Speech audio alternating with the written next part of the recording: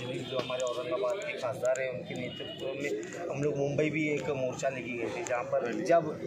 Rally लेकर गए थे, जब कांग्रेस और एनसीपी इनकी सरकार थी, जब भी हमने मांग की थी तो हम लोग चुप नहीं बैठे, हम लोग मुसलसल कंटिन्यूसली ये मांग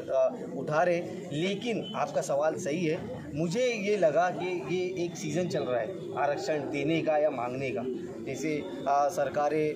गंभीर हो रही है, आमरण उपोषण जो कर रहे हैं वह फिर जा रही है, उनको आश्वासन दे रही, तो हम लोग ने भी यही सोचे कि अगर हमारे मराठा भाई हो, धनगर भाई हो, हमारे ओबीसी भाई उनके हक बचाने के लिए आवाज़ उठा रहे, तो उनके साथ साथ जब सरकार उनको आश्वासन दे रही है तो हम लोग का भी ये काम है कि हम लोग भी हमारे समाज के लिए जो आरक्षण मिलना चाहिए उसकी मांग करते हैं। नाही 5% आरक्षण म्हटलं तुम्ही, आता 5% आरक्षण तेलंगणाची पण देखील घोषणा दिली आहे, तेलंगणामध्ये दिली आहे 5% आहे, तर काय कंपॅरिझन केलं तुम्ही तेलंगणा आणि महाराष्ट्र?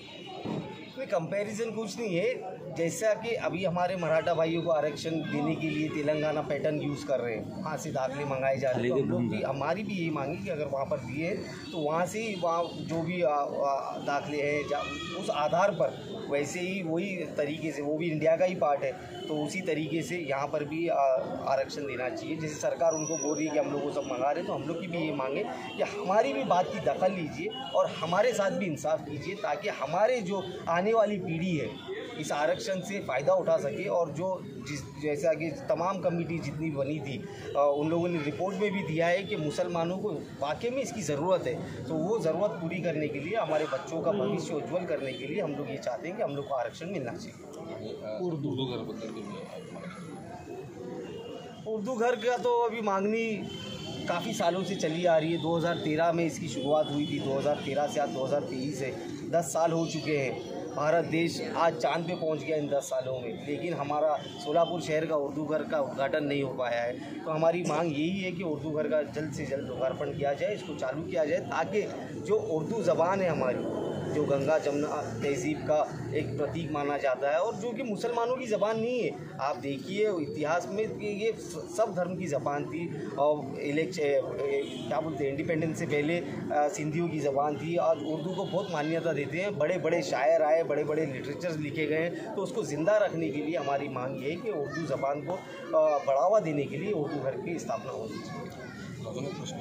तुम्ही सातारा येथील गोसेचा विरुद्ध जाऊन भेट देऊन आला, तर तुमचे फोटो देखील सोशल मीडियावर आले होते, तर तुम्ही तिथे नेमकं जाऊन पाहणी केली आणि तुम्हाला काय फील झालं, काय गरज होती तिथं आणि काय कमी होती का तिथं प्रशासनाची? नहीं, देखिए हम लोग सबसे पहले तो सांत्वन करने गए थे। जिस बाप ने अपने जवान बच्चे को खोया है, हम लोग उनसे मिलने गए थे। इसमें आप लोग, मैं तो प्रेस मीडिया से भी बोलना चाहूँगा कि आप लोगों ने अच्छा काम किया कि इसको ज़्यादा हाईलाइट नहीं किए, इसको मीडिया से दूरी रखे। आप लोग का भी बहुत बड़ा शुक्रिया, क्योंकि इन्हीं कारणों की वजह से अनवांटेड इंसिडेंट्स जो होने वाले होते हैं वो बच जाते हैं। तो हम लोग उनसे मिलने गए थे, इसमें कोई राजकीय एंगल ना ही लाए तो बेहतर है। हम लोग ये चाहते हैं कि जो भी कसूरवार है उसको सज़ा मिले, और जिनके साथ ये हादसा हुआ है उनको हम हमदर्दी के लिए। सोलापूर तशी घटना होऊ नये, तसं वातावरण निर्माण होऊ नये म्हणून काय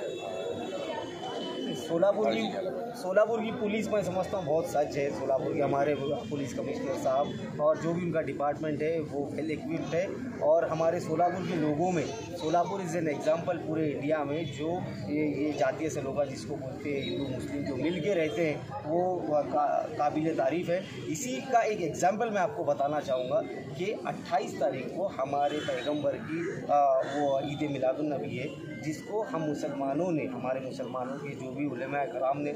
ये फ़ैसला किया कि 28 तारीख को गणेश विसर्जन भी है, तो उस दिन कुछ ना हो, कुछ अनवांटेड रहते हैं कुछ तत्व ऐसे जो